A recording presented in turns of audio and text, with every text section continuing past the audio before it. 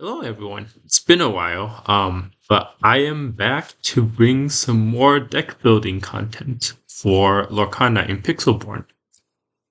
So we are going to be playing with some new cards today, and the deck that we're going to be showcasing here is the Emerald Sapphire deck.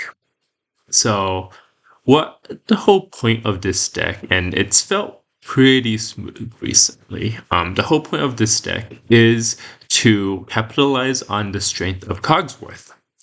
So essentially, the 2-drop Cogsworth doesn't do anything super significant. Let's bring up the cards first.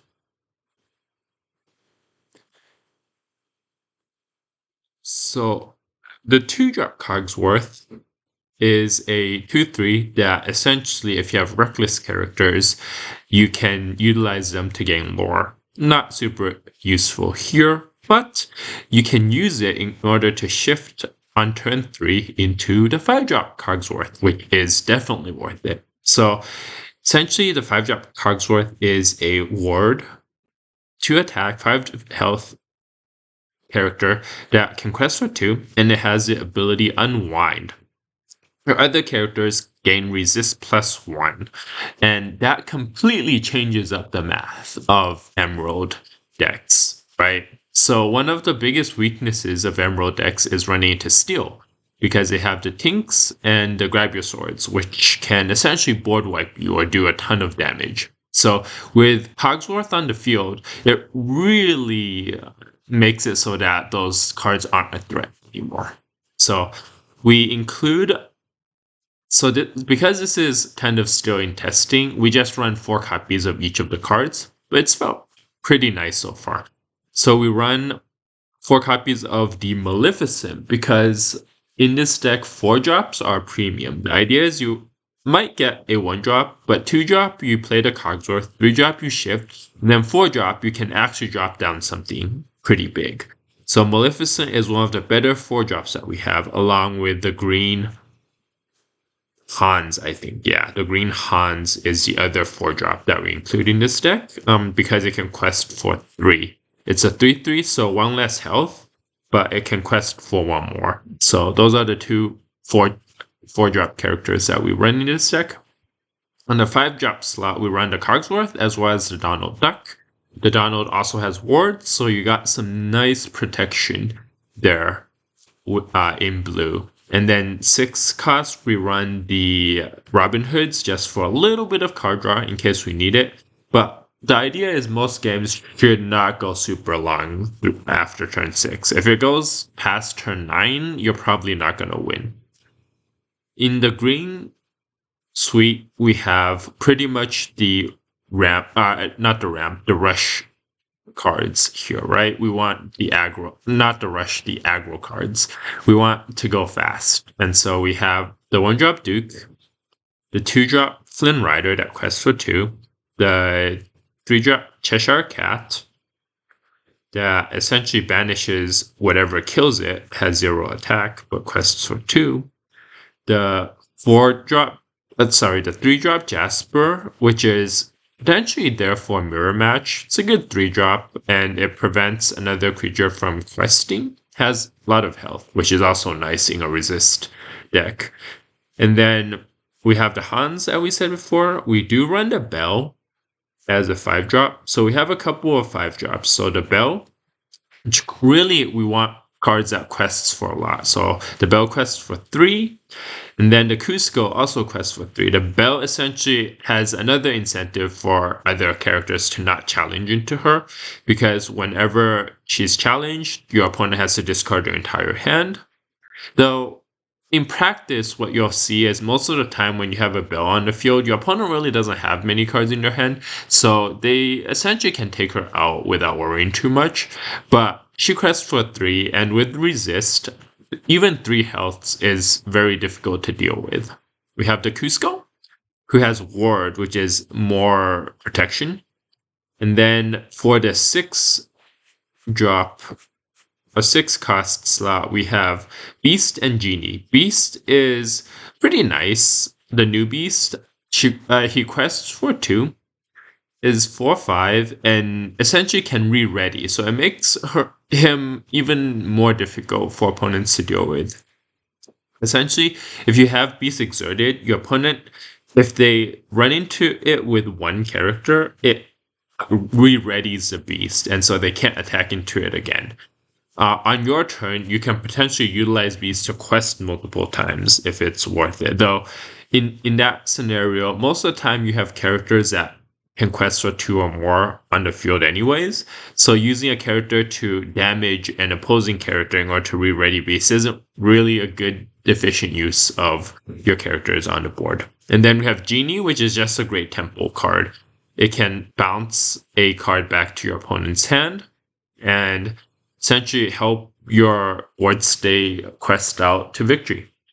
So this is pretty much the suite. Most of the cards are existing in Emerald Amethyst that run a really quick aggro deck. But once again, Emerald historically has problems facing against Steel, and so that's why we combined it with Sapphire in order to give it the protection via resist in order to survive those Tinkerbells and Grab Your Swords. And then one other card that isn't in Pixelborn right now and that I really want to include is there is already revealed a 3-cost green card that essentially its effect is whenever it quests, your opponent has to discard a card. And at the 3-drop slot, I think it'll probably replace the Jasper. But that's pretty much the breakdown of the Emerald Sapphire deck. Let's run some games in the lab and see how it goes. Been pretty satisfied with how this deck has been running recently, but I think the main issue with the lab right now is there's no ranking system, so you're playing other players of all sorts of calibers all over the board. It's nice we have a 5-drop Cogsworth, we have a 4-drop, so we kind of, when we consider our mulligans, we're gonna keep a current. So a 2-drop, a 3-drop, a 4-drop, and a 5-drop. Sounds great. And then we'll mulligan the rest. Hopefully we get nope, we don't get the 2-drop Cogsworth, but that's okay. Playing out a Cogsworth on turn 5 is just fine. I think the plan is we can play a 1-drop, a 2-drop, a 3-drop, a 4-drop, a 5-drop. So we have these 2 cards as additional ink that we don't really care about. So opponent is playing Amber, Amethyst. Cool. First thing I kind of think about is that seems to be a starter deck. So hopefully opponent is playing something a little bit stronger than a starter deck. We don't need a 3-drop, so we'll definitely discard or ink the Jasper, play out the Duke, and pass the turn. Olaf is... I will quest if Olaf is the only character they have on board, though Amethyst does have access to Rafiki, so that means that I always want to weigh whether or not I want to have an exerted character that a Rafiki can challenge into. But on the other side, playing Rafiki does mean that opponent is just playing that Rafiki. They're not playing anything else. Oh. Okay, they play a Simba anyways. So with the Simba, I'm probably not going to quest with the Duke because if we can get the Cogsworth out, then essentially Duke will survive a Simba attack. Let's see what we draw. The best draw here would be the 2-drop Cogsworth, right? Just so we can get a turn 3 big Cogsworth.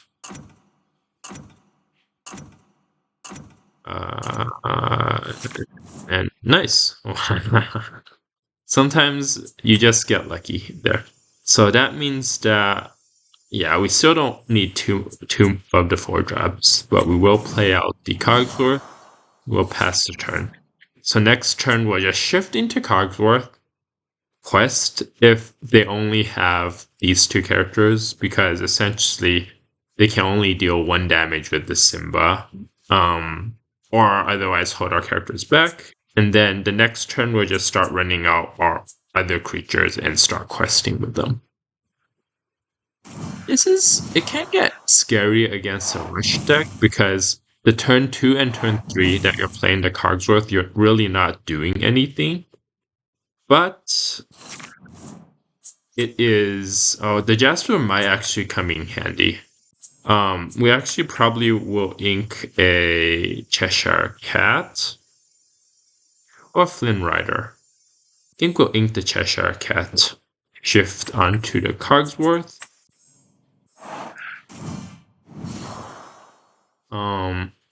Could attack Simba. I don't necessarily see a reason to. And we'll probably just pass and play out a Maleficent next turn to deal with some of your board presence. So, yeah, I think sometimes I've found that this deck struggles if your opponent has like a turn 1 Lilo, turn 2 Simba, turn 3 Mickey, because you do tend to be a little bit slower on the uptake here. But I think we can stabilize. So we have Maleficent this turn. Don't think we actually attack, though. I do think we can quest. Do we quest with the Duke? Yeah, the Duke can't kill anything by itself, though. Can kill something in tandem with the Cogsworth. Like both of these attack into the Mickey to kill it, kill something. How much are they gonna be at? 12? If I attack, or if I quest, and run the Mickey in. Or this Mickey. I think it's the same, so we will quest and pass. Because if they do run one of these in, it is 2 lore that they're not getting. So, and we're planning on attacking with the Duke anyways next turn, so if they attack us, it's equivalently the same. They don't have an Elsa, so it's fine. It's racing at this point. I think we want to kill the Mickey Mouse, probably. Okay, yep. That's fine.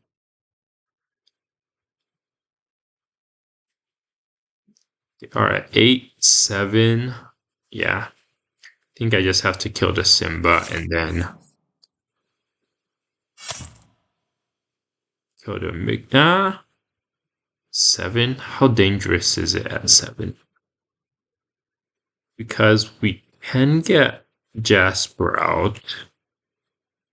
And we can get a Flynn Rider out.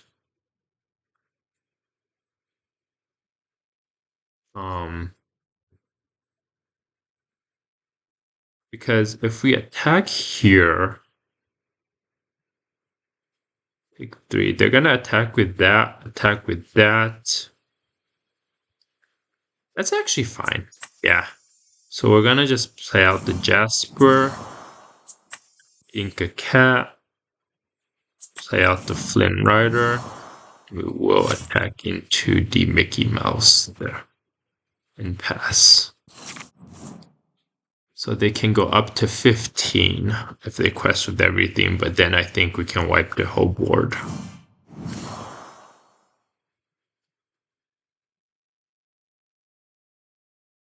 Yeah, I'm surprised that Amber Amethyst is so aggro. I guess, yeah, that color combination is aggro. So used to playing. Okay. That means they can't take out my Maleficent, which is fine. So we need to kill this. 3, 1, kill? Yeah, okay. Attack, attack, attack. Right? This will kill the Mickey.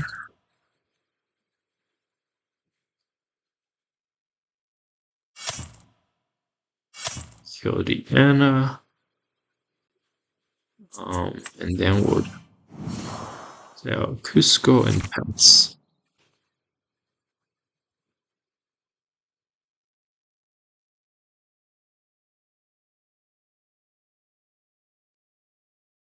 What do they have in their hand?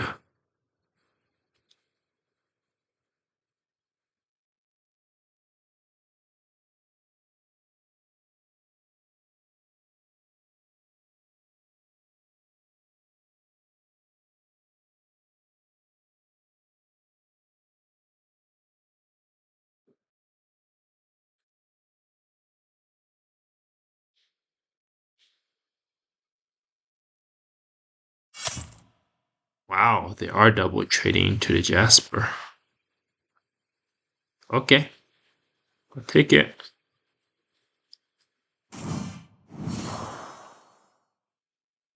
Right? They have to be double trading to the Jasper.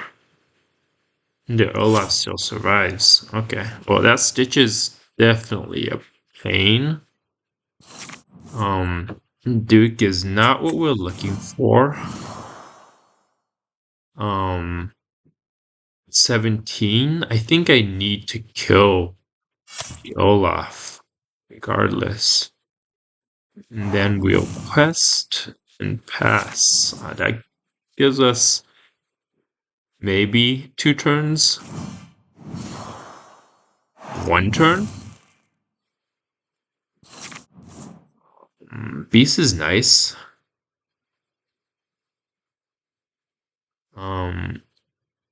Dang. How do we go about this? Trading 2 characters in for the Stitch hurts quite a bit.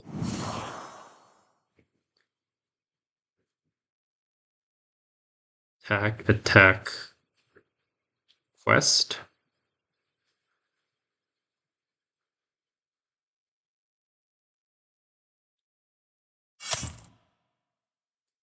Yeah, can't do anything about that.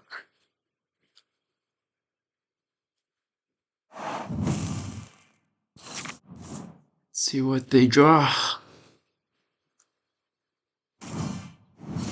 That's not. That gives us some more turns. Nice.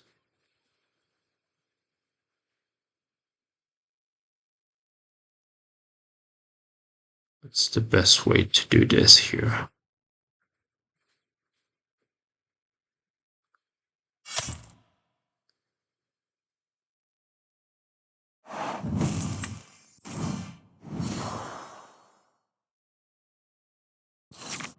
Maybe that was not the right play. Yeah, I think probably what would have been better is if I held back the genie. Yeah, I misplayed that. Yeah, see, so if I held back the genie, yeah, I could have bounced her Cinderella, killed her Stitch, and won. That was just a little bit impatient, but GG. It's yeah. Nope. Goes to show there's still a lot more to be learned about how to play this deck. But good to know. Need to be a little bit tighter on the plays here.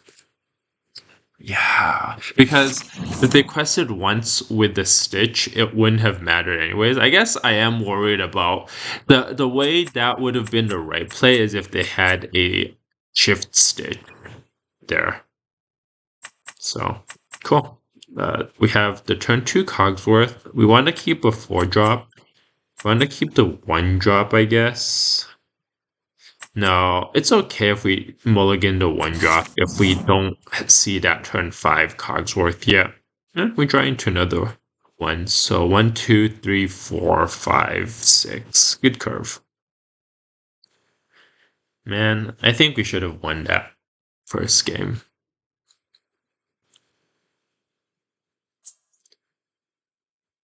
Danger Noodles. We played this person quite a few times before. They either run the Amber Steel or the Ruby Amethyst deck. Let's see what colors they're running this time.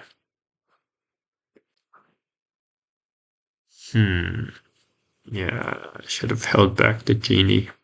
I was just super happy that I got the genie last game to bounce something back, but yes, the stitch was not super useful to bounce back.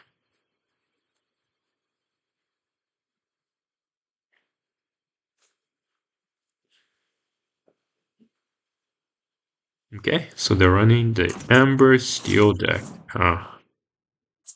Don't need all of these 6 costs. Yeah, let's just go fast. And 1 Duke.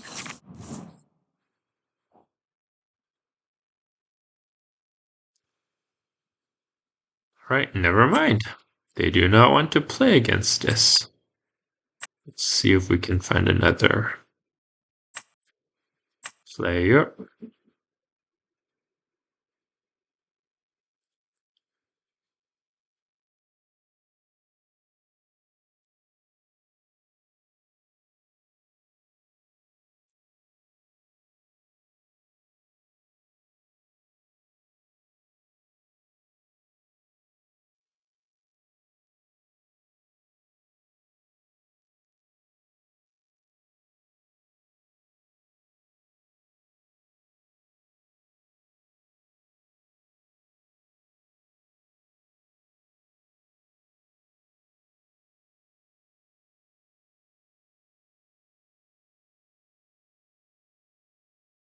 Hmm. So the other interesting decks that I've been testing out in the lab are versions of Steel with the Cinderella and the Tiana is really powerful. Once again, I do think that Resist is just pretty game changing in this second set. It really changes up the math for all of the creatures or characters that you play.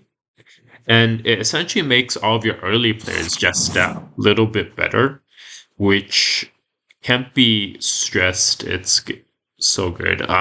Yeah, I think some of our most ideal hands are just a turn 1 play, turn 2 into a turn 3 Cogsworth. So we just mulligan the rest, and we get a turn 4.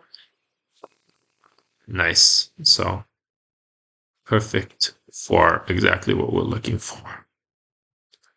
All right.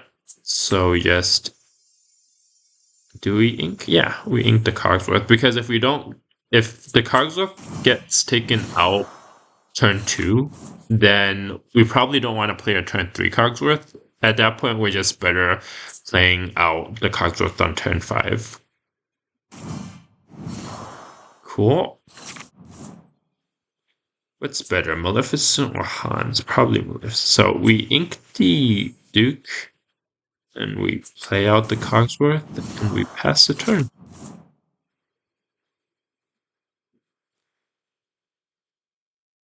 Then we will shift into the turn 3. Oh, they're also playing Cogsworth.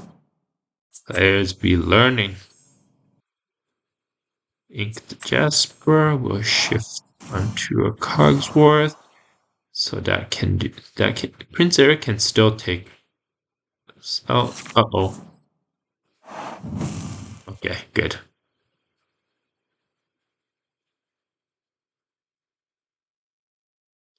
Uh, Pixelborn is still a little bit buggy, but it is pretty good for the sake of testing and practicing. Lorcana. Ink the Princess. Tinkerbell. See, so this is another advantage of. Okay, so we can take this out. They shift and kill the Cogsworth, I guess. Probably not worth attacking here.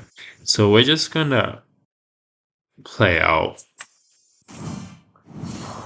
our threats. I will do 1. We'll just pass. We have enough big creatures with the Cogsworth there that we're not super concerned. And then if they play out a Cogsworth, we have genies to bounce too, right?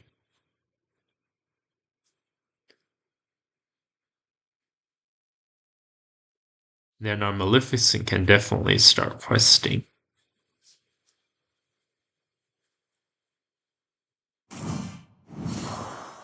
Hans doesn't do anything. Now I think they're not gonna quest with the Prince Eric. They still are, huh? It's a free card to take out, I guess. See any particular reason not to? I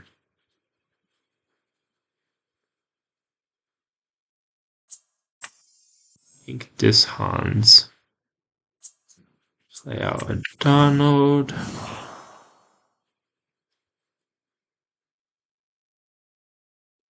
It is tempting to take out the Tink, huh?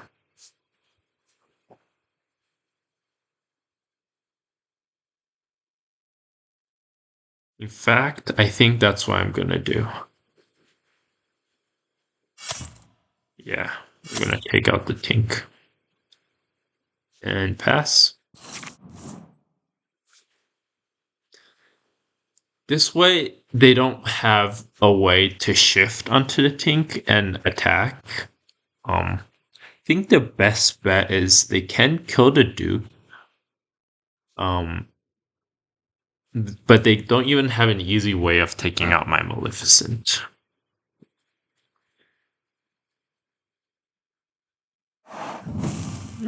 Okay. See, like, a sword would have been much more devastating before. I guess now the Prince Eric can take out the Maleficent, sure. That's fine. But, like, just removing those two characters for... And the best part is he doesn't even have a target for Hans now. Both of them have Ward.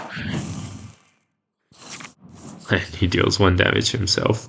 I think we ink the Beast and play out the Robin Hood, actually, just for card draw. And then we have a free attack into the Hans, right? Because it'll do 2 damage. No, we don't have a free attack. Okay, so we're just gonna quest. And we'll pass.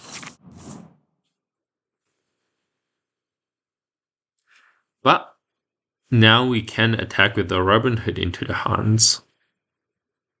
If it quests, we can also just bounce the Hans.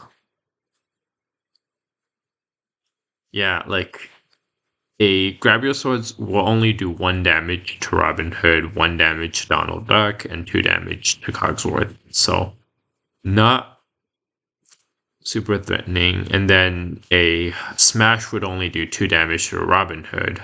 So it really kind of takes away all of the removal options from Steel. And this way, we have hopefully the stronger questing creatures. Gaston is great. It's a good card. It quests for 3. But I think we still get to trade favorably into Gaston with the Robin Hood. Okay. Is gonna ping Robin Hood for 0. I might actually just return the Hans to his hand. I think that's what I'm gonna do.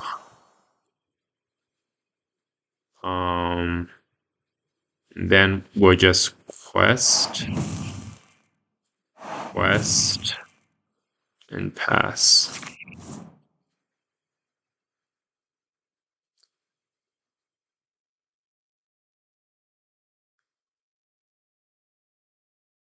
He has 4 lore, I have 8, so I definitely beat him right now in terms of lore gain.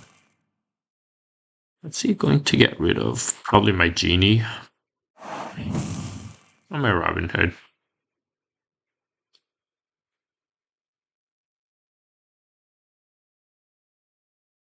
I might swing Donald into the Gaston if that's the case.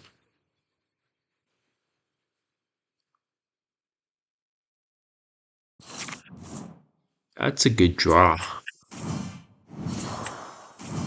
Yeah, I just clear out their board.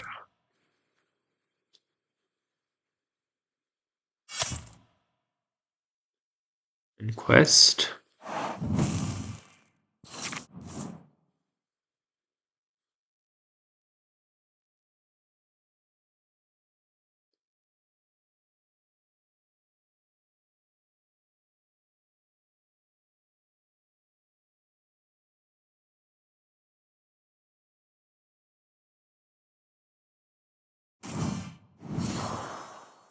Good draw. Nice. Yeah, we'll take another Cogsworth. And we'll quest. Quest. Quest. Pass. Need to take out 2 of my characters. To avoid lethal. And this is part of the strength of Emerald. Most of the cards you play just quests for 2.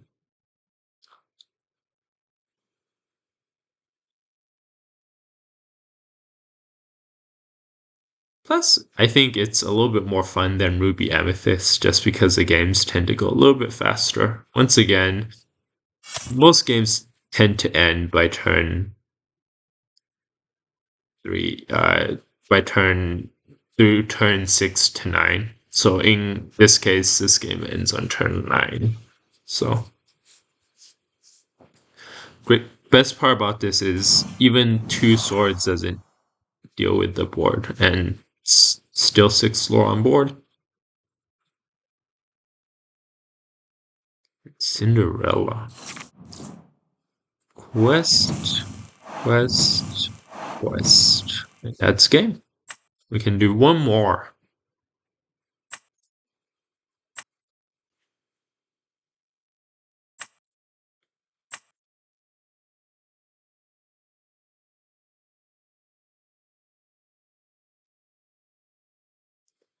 Go second. Alright, let's see if we can get the turn 3 cogs.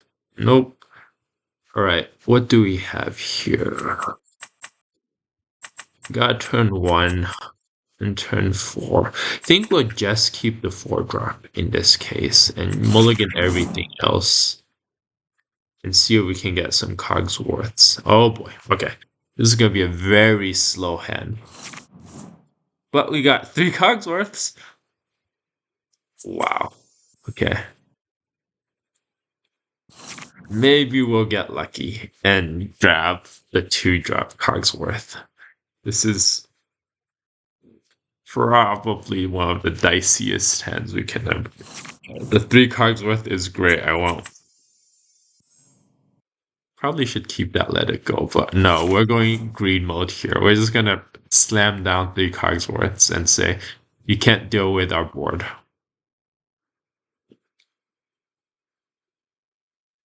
Steal. As long as they don't play a whole new world, I think we're okay.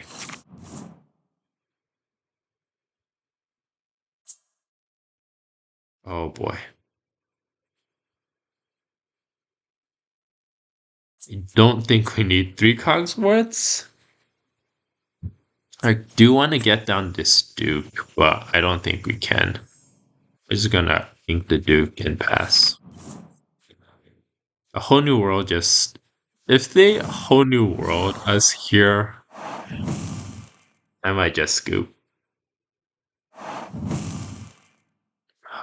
Whole new world is good. Ink the Beast, play out the Hans.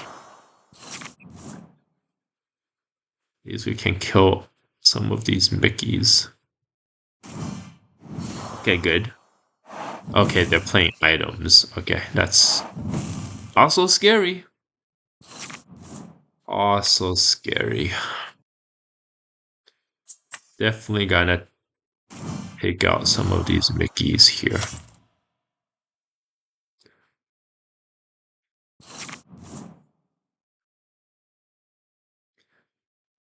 We can bounce the aerial a couple of times. But like we said, the plan is just to play out all of the Cogsworths, right? Let's see how that does. Yup. That's an eye. I think we do need to bounce the aerial now. It's just too scary. Yup. The good news is, as they play out all of their items,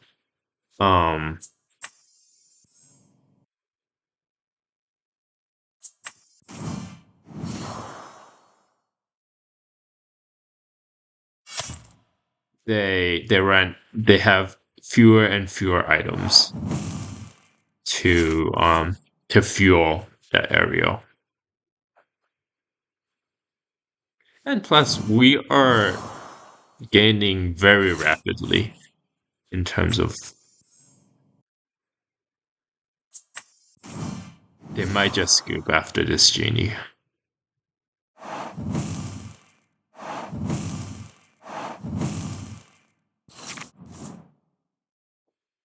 Huh? I mean, it can still potentially kill us in one turn. It wouldn't be super difficult, I guess, if an Ariel can quest for 13. Oh. You know, this will win, but I kind of want to see if they can one turn quest out here.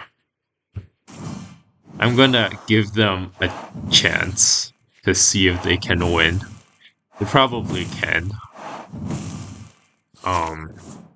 But hey, this is for content, right? Let's learn something about their deck to see if they can Eye of the Fates. Maybe another Eye of the Fates.